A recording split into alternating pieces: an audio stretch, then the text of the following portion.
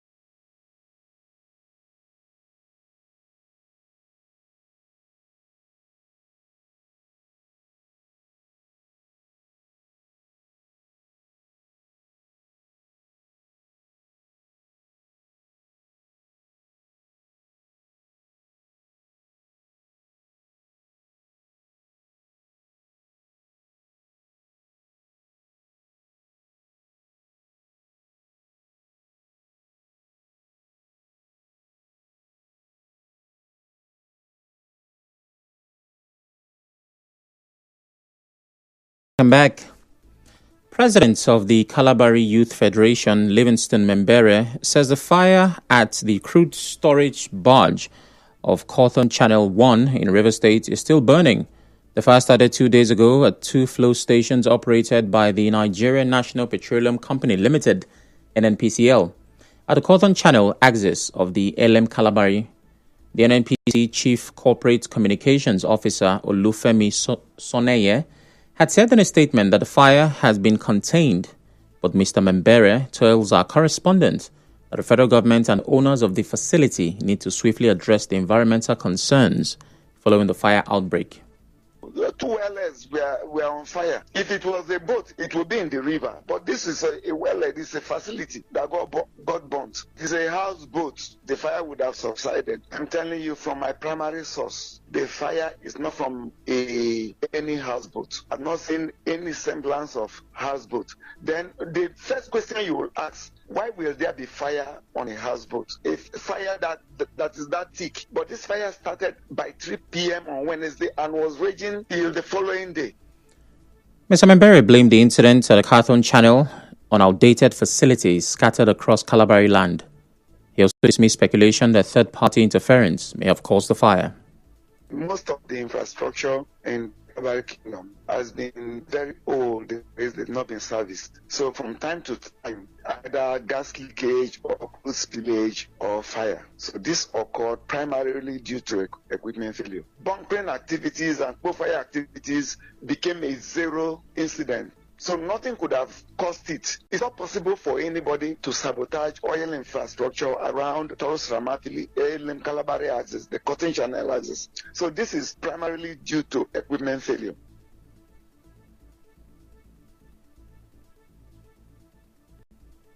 An elder in the Kalabari clan of the Jaw Youth Council, Philip Agu, also spoke on this.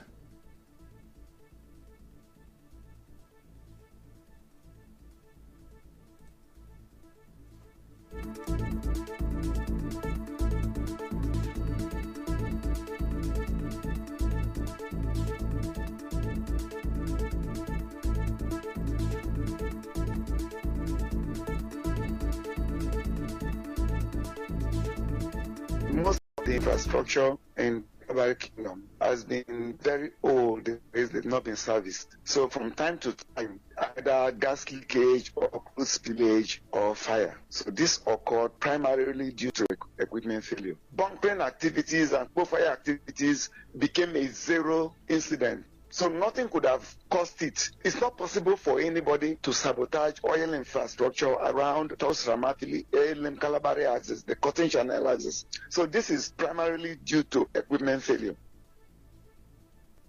I was at the Cotton Channel. I personally saw gas and oil spilling out from a very far distance because we were on the sea driving towards Elim Kalabare. I saw it, the gas was flaring and the oil too was spilling. I saw that in two different areas and saw everything, for myself. I wondered. So this fire that has come up now, that I didn't have any iota of doubt that there will be fire someday.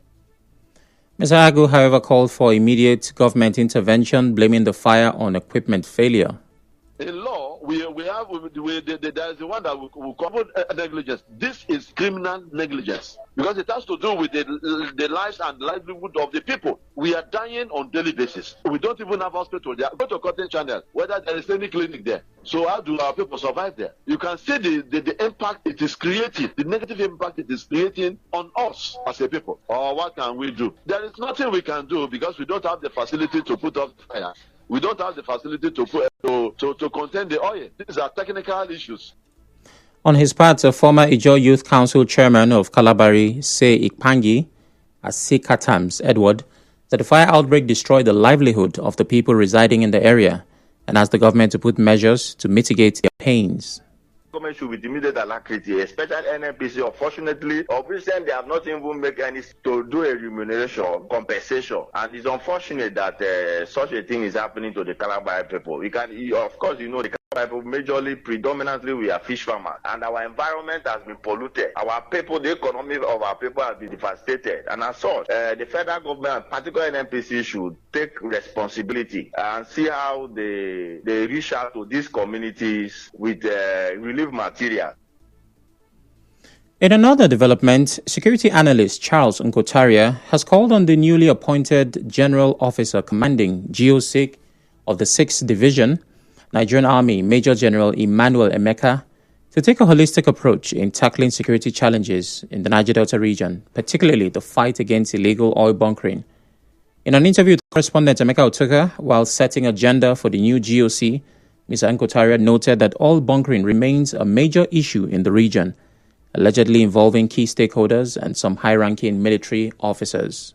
Congratulations to the new GOC, the 6th Division, but unfortunately it's stepping into a very challenging times in the region as a whole, specifically in River State, regarding the ongoing oil bunkering and the rest. It's quite challenging because the complex nature of the stakeholders involved in that oil bunkering is vast. There are a lot of big weights and people within the security setting that are involved in it. But however, for a disciplined and focused GOC, from the records we have on ground, we believe that we will put in his very best. But you have to be very, very careful and also be people-oriented.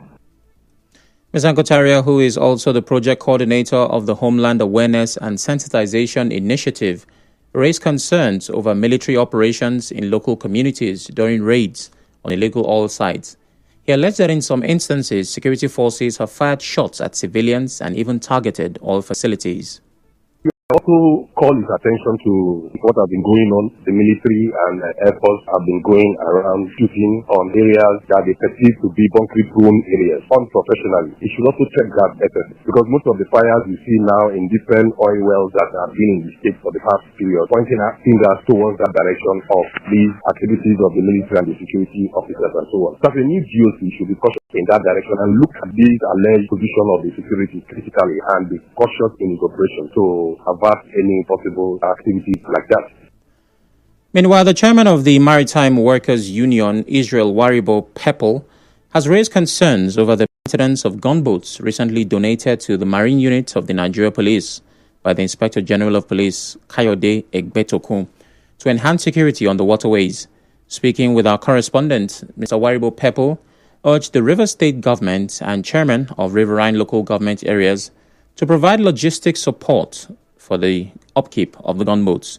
He warned that without proper maintenance, the gunboats could deteriorate or be misused for private purposes. He also noted that similar donations by past governments have become ineffective due to lack of maintenance. In general, our major concern, provision of the gunboat is one thing. Fueling and maintenance of the gunboat is another thing. That is where we will be begging that please, either the River State government and the local government chairmen involved within the riverine area should also see how to support Marine Police and the Navy by providing fuel and maintaining of the engine. Because we that are in the business, to maintain engine is even more expensive than getting a new one. So these are the major concerns that the government will look into. Because if maintenance are not carried out, before you know, we will not have any other one. So but if we have that maintenance culture, I think the gunboat will go far. Away from that, a state high court in Port Harcourt have restrained the PDP and its national vice chairman, South, Dan Orbie, from conducting the party's zonal congress. The congress was scheduled to be held in Calabar, Cross River State tomorrow. Two PDP members in River State, Tony Ejiogu and Fred Nko, filed the suit. The presiding judge, Justice Godwin Obomanu, ordered the defendants along with their agents and representatives to stop any preparations for the party congress until the hearing and determination of the motion on notice for interlocutory injunction. The order also asked all parties involved to maintain status quo as of February 20, pending further court proceedings. The case has been adjourned to the 28th of February. Elsewhere, the Osun State High Court in Ilesha has ordered the Osun State Independent Electoral Commission to conduct elections for the vacant positions of local government chairmen and councillors in all 30 local government areas and the area office in Osun State. The court gave the order today following a suit brought before the court by the PDP, one of the parties participating in the election.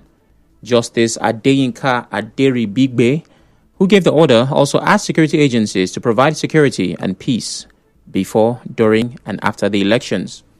Still to come, House of Representative panel rejects 31 state creation proposals. Stay tuned.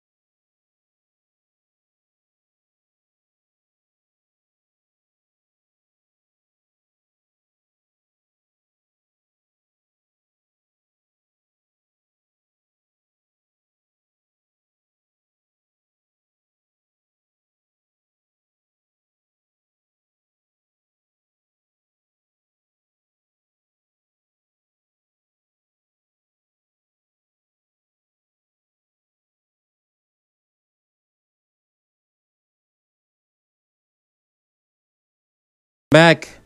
The House of Representatives Committee on Constitutional Amendment has rejected all 31 proposals for state creation, citing failure to meet constitutional requirements. The House received proposals for the creation of 31 new states on February 6. Speaking today at a retreat for panel members in Uyo, Akwa Ibom State, Deputy Speaker of the House and Chairman of the Committee, Benjamin Kalu, said while the proposals reflected the aspirations of various regions, none adhered to the provisions of Section 8 of the 1999 Constitution, which outlines criteria for state creation. In another development, a professor of development studies, Ki Ikpoye Aaron, says the country's democracy is in shambles because of the annulment of the June 12, 1993 presidential election by former head of state, Ibrahim Babangida. His comment comes as Ibrahim Babangida, during his book launch yesterday, admitted that MKO Abiola won the June 12, 1993 election and expressed regret over its annulment. Professor Aaron tells correspondent Suebi Ruwari that the annulment killed the people's mandate. In the first place, we didn't even need this admission to know that Abiola actually won that election. The point here is this. We have a society that has no accountability mechanism in place. People who should be in jail, people who have done some real damage to the society are today celebrated. The quality of the lives of Nigerians today, the quality of our democracy, the quality of our governance are linked to that singular act of annulment of June 12. I believe that if that 1992 election had come to stay, which was the popular will of the people, Abiola would have been mindful of his connection with the people that he was governing. Professor Aaron said the annulment set a precedent leading to a system where votes no longer count. What that meant was that because the people who later emerged as our leaders, or to borrow Farotimi's expression, winners, they got to learn that they didn't need our support for them to win election. And so from that point of view, there is a strong disconnect between the governed and those who govern us. That's the reason why today we have our democracy is in shambles. You really don't need the people to win election. And I trace all of this to the singular act of annulment of June 12. That was the moment that Nigerians' vote would have counted. On his part, chairman of the South-South Zone of Civil Liberty Organizations, Carl Chinedu, criticized former military head of state for failing to disclose the real reason behind the annulment in his recently launched book. There's a near total rejection of IBB's narrative because everybody believes that he was very, very conservative with the truth on what happened. His refusal to take responsibility for what happened at that period. Instead, he was shifting blames to Abacha and the rest of them who are all dead, Dogon Yara and the rest of them. He did not come forward as a general who had the kind of command Nigerians believe he had. From us too, it's also a very, very big traction from the democratic process because it simply shows that people can commit all manner of treasonable matters and get away with it. Impunity does not augur well for democracy. Similarly, a former spokesperson of civil society organization in Rivers State, Solomon Lenu, insisted that Ibrahim Babangida should not be celebrated. And what kind of Nigeria are we producing? What kind of message are we sending to the generation today that will take over from these leaders that have committed so much crime, and are working free? It's sad. And civil society organization needs to come together at this time and press that IBB should be prosecuted for not to be celebrated like we are saying. The memoir yesterday, is the acceptance and all the things that he did to contribute to keeping Nigeria where Nigeria is today. That is what it means. So he shouldn't be celebrated. He should be in prison. He should stand trial and go to prison. Away from that, some of the traders at Ojoto Market in Mile 2 axis of Diobu, Port Harcourt, have renewed calls for the government to rebuild their market. Recall that the popular Ojoto Market was engulfed by fire on April 13, 2023. Speaking with our correspondent, the traders who now sell their wares on umbrellas at the front of the market, as grasses have outgrown the burnt building, appealed for urgent attention. They added that life has been uneasy for them. The market, it affect us as they never built. Rain follow, na for our body. Sunshine, na for our body. We dey beg the government, may they come help us build that. Since the market born, it's not easy. But if actually government people will come to our rescue, build the markets, that one will make a better environment for the people in the market. Because conducive environment is good for everybody. Since 2023, this place burn fire. Since that day till today, we are not very happy. Let government do something for us that we know that this thing, government has us in mind. Most of us now, because of this issue, they went to their village. They cannot cope up in Port Harcourt again. Our mayor, we hear saying our sugar mayor, making help us. I cannot even eat complete 2 square meal. I know the inside shop. While I be person will get double shop before. Others also say they said they look forward to the government paying them compensation. In other news, a caller who says he was among the individuals employed by the Rivers State government in 2023 says they are yet to be posted. Recall that the Rivers State government began physical screening of successful applicants for the 10,000 jobs into the state civil service. Out of the 10,000 jobs, 1,000 slots were allocated to the primary schools board to employ teachers. The caller who called in on Nigeria Info FM's Morning Crossfire said he was left jobless after resigning from his previous job as instructed in his appointment letter by the Education Board. He said all attempts to contact the board chairman and the government through official letters on the matter have not been successful. During our training, there was an order that came from them that if we are working, we should hope and we should know that we have gotten a job from River State government. Right now, we should go to our previous jobs and resign, which we hacking into that. We tender our resignation letter. Majority, all of us resigned. That is why you see today that we are out of job and we are crying. We have written several letters to board office. There was a day we went to the board office to talk with the board chairman. He was not there. So they sent a security guard to come and address the 1,000 newly employed teachers. We have written several letters to the governor, to the head of service, but to no avail. He, however, urged the state government to give them their posting letters. He said the employment letter was expected to be effective from July 3rd, with posting by July 19, 2023. But these deadlines have come and gone without resolution. As the world marks International Mother Tongue Day today, the president of Rivers State Indigenous Language Teachers Association, Ovuchi Agnew, has reeled out solutions to make languages count. Speaking during the celebration at the Rivers Language Center in Port Harcourt, Dr. Agnew suggested that making the language attractive via songs, drama, and catchy quickfire funfair would attract the Gen Zs with TikTok packages. He also called on the River State government to expand the indigenous language teaching scheme and employ more indigenous language teachers who would be posted to every community. On his part, Josiah Chijindu Egbilika, in his pep talk, called for a statewide conference of all language teachers to review the policies that work. In his remark, the board chairman of the River State Universal Education Board, Chief Dr. David Briggs, represented by a board member, Dr. Alom Anya, commended the efforts of the indigenous language teachers while encouraging them to work harder with collaboration with media houses and other agencies for more robust impact. The event had in attendance language group leaders and teachers to mark the global ceremony of mother tongues. On the international scene, Lebanon is preparing for the burial of former Hezbollah leader Hassan Nasrallah nearly 5 months after he was killed in an Israeli airstrike. The country is expected to come to a halt for a few hours on Sunday for the funeral, which is scheduled for 12 noon at the Camille Chamon Sports Stadium on the outskirts of capital Beirut. He will then be buried at a dedicated site nearby. The Lebanese group has announced strict security measures and urged security forces to help manage crowds. Nasrallah was killed on September 27, 2023 in an Israeli airstrike as he met commanders in a bunker in Beirut's southern suburbs.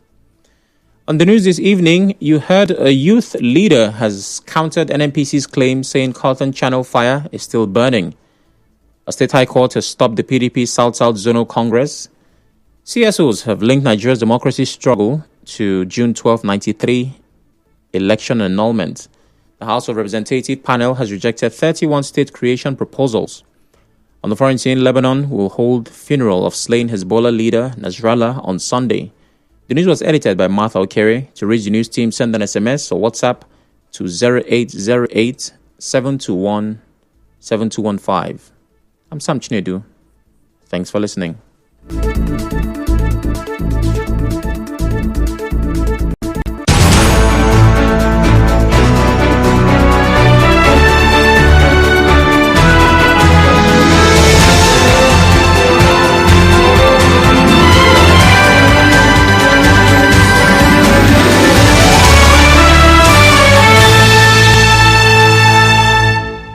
Jehovah Jireh.